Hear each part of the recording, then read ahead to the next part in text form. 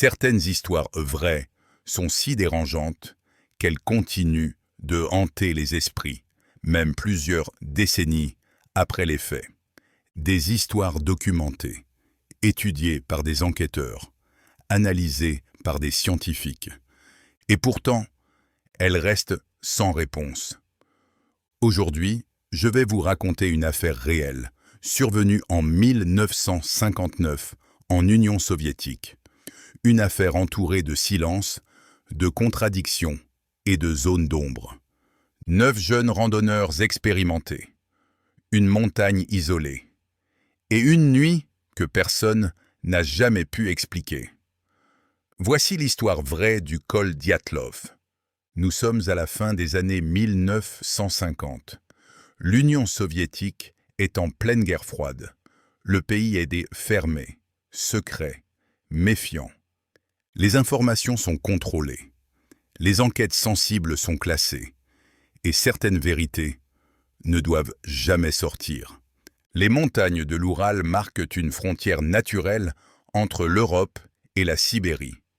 Une région hostile, sauvage, presque inhabitée.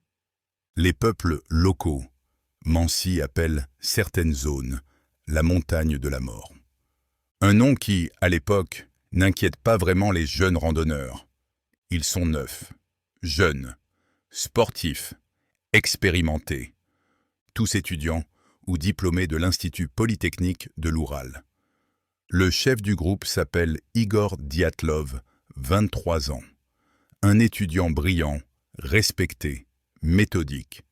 Chaque membre a déjà effectué des expéditions extrêmes.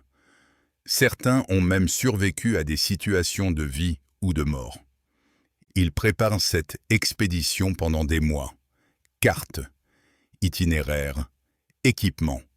Leur objectif, obtenir une certification de niveau 3, le plus haut niveau possible en randonnée soviétique. Rien n'est laissé au hasard. Le 23 janvier 1959, le groupe quitte la ville de Sverdlovsk. L'ambiance est joyeuse. Ils chantent, ils rient. Des photos sont prises. Ce seront les dernières images de leur vie. Le 28 janvier, un membre du groupe tombe malade.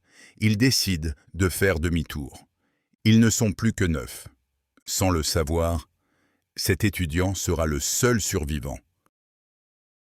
Le 1er février 1959, le groupe installe sa tente sur les pentes du mont Kholat-Syakhl. Il fait nuit. Le vent est violent. La température descend sous les moins 30 degrés.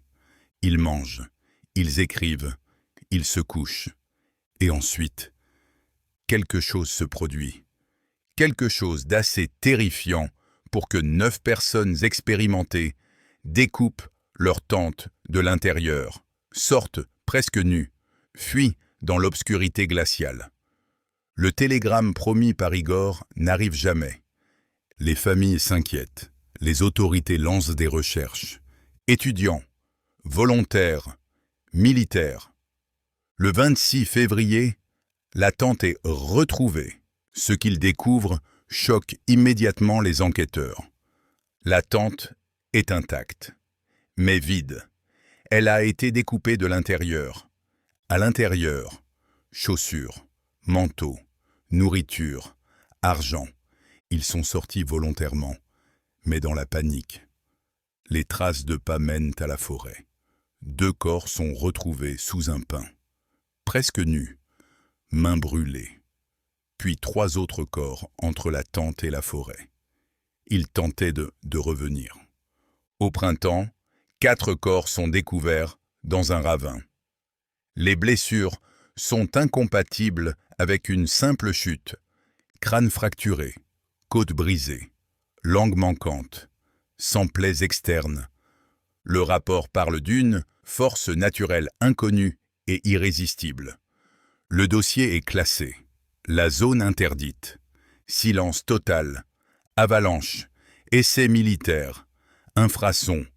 Phénomènes atmosphériques. Aucune théorie n'explique tout. Plus de 60 ans plus tard, le mystère demeure.